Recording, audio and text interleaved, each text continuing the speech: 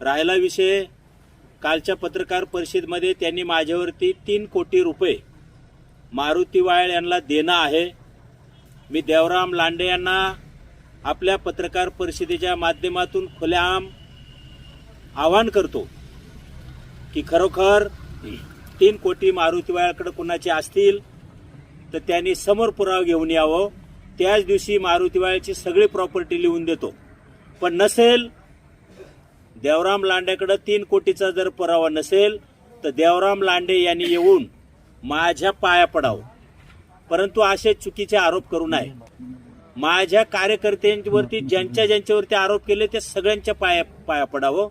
आणि सगळ्यात महत्वाचं, जरी तुला आमच्या पाया पडायची लाज वाटत असेल हरामखोरा, तर तू ज्या वेताळ बाबाला मानतो ना केवाडीमध्ये, त्या वेताळ बाबावरती स्मरून सांग खरंच मारुती वायल 3 कोटी कोणाचे आहेत का।